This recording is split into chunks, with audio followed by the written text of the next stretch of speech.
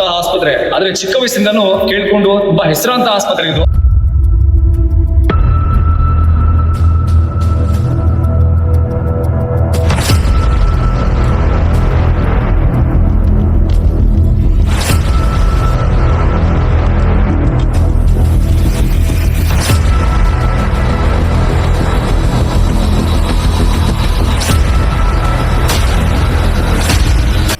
ಕಬ್ಬಳ್ಳಿಯಲ್ಲಿ government hospital, ಆದ್ರೆ ಇಲ್ಲಿ ಎಲ್ಲಾ ಫೆಸಿಲಿಟಿ ಇದ್ರು ಕೂಡ ಯಾವ ಡಾಕ್ಟರ್ ಕೂಡ ಇಲ್ಲ. ದೊಡ್ಡ ಆಸ್ಪತ್ರೆ ಕಬ್ಬಳ್ಳಿ ಅಂದ್ರೆ ಒಂದು ಹೆಸರುವಾಸಿ. ಕೋವಿಡ್ ಟೈಮ್ಲಿ ಎಷ್ಟೋ ಜನಕ್ಕೆ ಇಲ್ಲಿ ಒಳ್ಳೇದಾಗಿದೆ. ಕೋವಿಡ್ ಟೈಮ್ಲಿ ಹೆರಿಗೆ ಆಸ್ಪತ್ರೆ ಅಂದ್ರೆ ಹೆಸರುವಾಸಿ ಇದು. ಕಬ್ಬಳ್ಳಿ ಅಂದ್ರೆ ಕುಂಡ್ಲಪೇಟೆ ಆಗ್ಲಿ, ಅಕ್ಕಪಕ್ಕ ಹಳ್ಳಿಗಳೇ ಆಗ್ಲಿ, ಕಬ್ಬಳ್ಳಿ ಅನ್ನೋ ಒಂದು ಹೆಸರುವಾಸಿ ಇತ್ತು.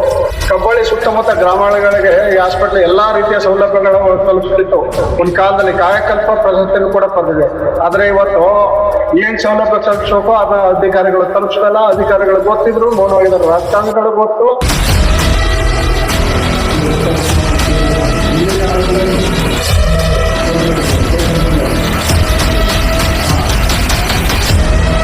ಇದು ಗುಂಡ್ಲುಪೇಟೆ ತಾಲೂಕಿನ ಕಬ್ಬಳ್ಳಿಯ ಶ್ರೀಮತಿ ಸುಬ್ಬಮ್ಮ ಸಿರಿಯಪ್ಪನವರ ಬಡವರ ಸಂಜೀವಿನಿಯಾಗಿದ್ದ ಆಸ್ಪತ್ರೆ.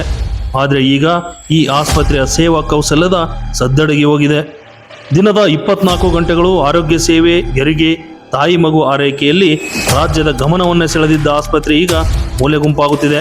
ಹೆರಿಗೆ, ದಂತ ಚಿಕಿತ್ಸಾ ಸೌಲಭ್ಯ, ECG, ಪ್ರಯೋಗಾಲಯ ಸೇರಿದಂತೆ ವಿವಿಧ ಚಿಕಿತ್ಸಾ ಕೇಂದ್ರವಾಗಿದ್ದ ಆಸ್ಪತ್ರೆ ಈಗ ಮೌನವಾಗಿ ಬಿಟ್ಟಿದೆ. ದೀರ್ಘಕಾಲ ಸೇವೆ ಸಲ್ಲಿಸಿದ್ದ ಆಧಾರದ ಮೇಲೆ ಹಿರಿಯ ವೈದ್ಯರನ್ನು ವರ್ಗಾವಣೆ ಮಾಡಿದ ಬಳಿಕ ಇಡೀ ಆಸ್ಪತ್ರೆಗೆ ಮಂಕು ಕವಿದು ಬಿಟ್ಟಿದೆ.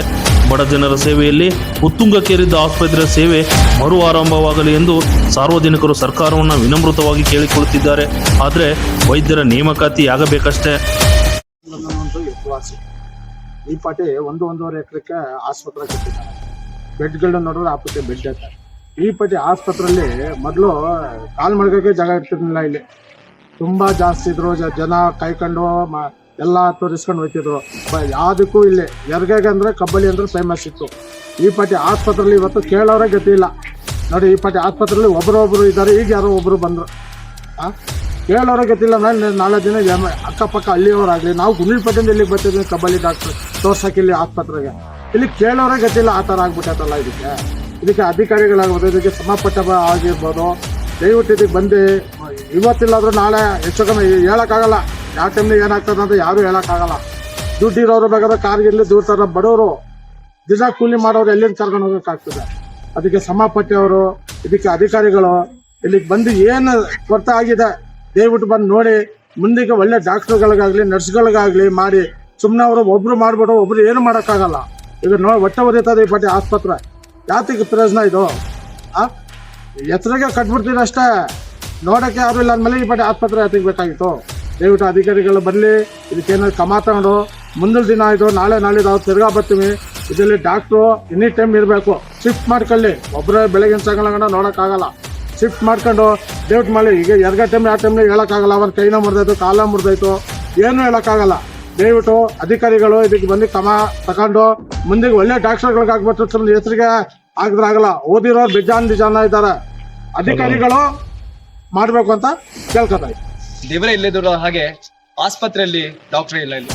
ಯಾಕಂದ್ರೆ ಡಾಕ್ಟರ್ ಅಂತ ಬಂದಾಗ ನಾವು ವೈದ್ಯರನ್ನ ದೇವರ ಸಮಾನ ನೋಡಿದ್ವಿ. ಆದ್ರೆ ಯಾವುದೇ ಎಮರ್ಜೆನ್ಸಿ ಕಾರ್ಯಕ್ಕೆ ಇಲ್ಲಿ ಬರ್ಬೇಕು ಅಂತಂದ್ರೆ ಇಲ್ಲಿ ಡಾಕ್ಟರ್ಗಳೇ ಇಲ್ಲ. ಈಗ ಕಬ್ಬಳ್ಳಿ ಹಾಸ್ಪಿಟಲ್ ಅಂತ ಬಂದಾಗ ನಾವು ಚೈಲ್ಡ್ಹುಡ್ ನೋಡ್ಕೊಂಡ್ ಬರ್ತಾ ಇರೋದು ಏನಪ್ಪಾ ಅಂತಂದ್ರೆ ಸಾವಿರಾರು ಪೇಷಂಟ್ಸ್ಗಳು ಇಲ್ಲಿ ಬಂದು ಕಬ್ಬಳ್ಳಿ ಡಾಕ್ಟರ್ ಅಂತ, ಕಬ್ಬಳ್ಳಿ ಹಾಸ್ಪಿಟಲ್ ಅಂತ ನಮಗೆ ರೆಫರ್ ಮಾಡ್ತಾ ಇದ್ರು. ಆದ್ರೆ ಇವತ್ತು ನೋಡ್ತಾ ಇರೋದು ಏನಪ್ಪಾ ಅಂದ್ರೆ ಇಲ್ಲಿ ಡಾಕ್ಟರ್ ಇಲ್ಲ. ಒಳಗಡೆ ಹೋಗಿ ನೋಡಿದಾಗ ಬಹಳ ಬೇಜಾರಾಯ್ತು. ಒಬ್ರು ನರ್ಸ್ ಇದ್ದಾರೆ.